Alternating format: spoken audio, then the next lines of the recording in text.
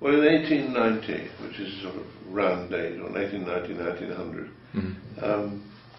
the British pretended to be hyper-respectable. The French didn't bother in that sense. I think there is a difference, a fundamental difference in the culture. What's interesting is that from about 1950-60 on, Feydeau has been done in England, and it wasn't done before, of course. It was, well, the Lord Chamberlain, the censor, wouldn't have allowed it. All the characters are under terrible pressure. Most of them, there's a crisis in their lives of such enormity that the only way they can handle it is by speaking terribly fast and trying to make plans and trying to get their way out of this nightmare that they're in. If you don't have the nightmare, you can't get the speed. And if you can't get the speed, it doesn't work, because if you play it like slow English, you think, well, these people are damn silly. Surely they can see what they ought to do and what they ought not to do. There's got to be a lot more discipline with farce. What with the text and the energy, and there's no room. I mean, Peter's very good about saying that there's no room for waffle, or there's no room for the, putting a or a before the line. Say the line and be crisp and clear with the your intention, and hit the ground running. And I think as a discipline, it's fantastic with the naturalistic play, or play in that that vein. You've got more room to spread a bit, maybe, and a bit more. There's no time for that in a farce. I think you just got to be on the button immediately. You don't play farce in order to get laughs. You play farce in order to get a very rich reaction from the audience, which is part laughter, part shock, part amazement. And as a consequence, I think it's highly serious, the work we do in the rehearsal room. There's a fine line, but I think keeping it serious and keeping it really rooted in the shape of what you come up with. I think with all pieces, and people have lots of stories about how things, when confidence comes, when the audience starts laughing, because they'll find things you didn't think about, laugh a lot at something that you've never really thought about. Then the discipline is not then to let those bleed and being too indulgent with. And it's very difficult not to do that, because of course it's a lovely feeling. But with something like this, you've got to, otherwise it's just going to sag. It needs to be frothy and light, like a sort of souffle, and it's kind of very different to that kind of slightly heavier kind of English thing.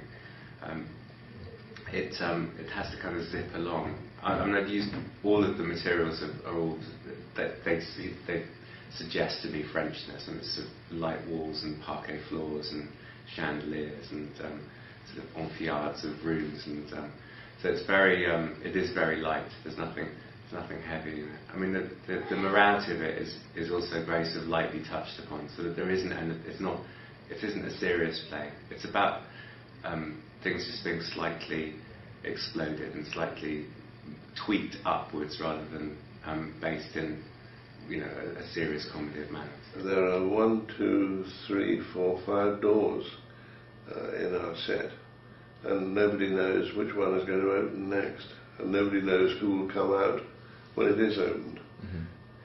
It's a very clean way of entering. But what I try to do is get the distance between the doorways and the sofas in the middle the same from every point, so there's a sort of fantastic sort of symmetry to it. I mean, the most difficult thing is actually to get the doorways completely practical, because they have to lock in this play, they have to be firm and solid, and in this sort of standing set it all has to be properly braced, so there's no wobble and there's no... but the doors are really important. I mean, there's a fantastic sense of surprise. You know who's going to come in next, and it's actually the action through the doorways that kind of drives the play. That's what dictates the sort of speed of the play. The French idea about people having mistresses, especially with the theme of this play, they accept it. I mean, I think French culture sort of accepts that's going to be the case, and in English we don't really believe that, or it's not the done thing to have, and therefore it's a bit sordid, a bit distasteful to actually have and comment on that. And therefore, as you say, we have like a farce of manners, which is about being caught in situations and how then the dealing with that situation. I think what is very, very important about this play is that, and it's very clever as well how it's been structured, is that we've got the servants who are actually, they're the ones really having honest sex. They're the ones that are actually, you know, when the master's away, but they can mess around in the house, but they're the ones who actually love each other and dearly love each other and are actually having really good, honest, open, lustful sex. And yet all the other, the masters of the house and all the people of society, pretending to be moral. yeah, and they give themselves layers of, you know, they get themselves into pickles, and they're not really having honest sex. It's all very secret, and then of course the comedy arises from being caught out. It is a sort of heightened realism, definitely. It's not, I mean, it's not a super realistic setting. The costumes are tweaked up a bit, but not to the extent that you kind of lose track of it. I mean, I have seen productions of Feydeau which have been kind of swamped with design and frilliness and curliness.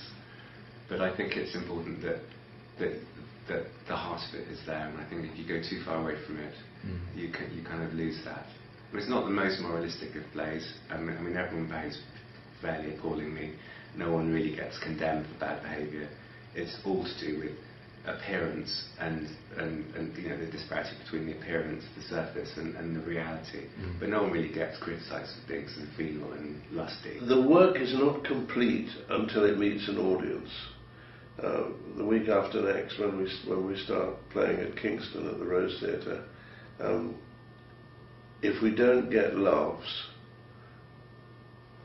we haven't done a good job. On the other hand, what kind of laughs and where they are, we all of us have absolutely no idea. You don't know where an audience is going to laugh until it laughs. Then you can hone very carefully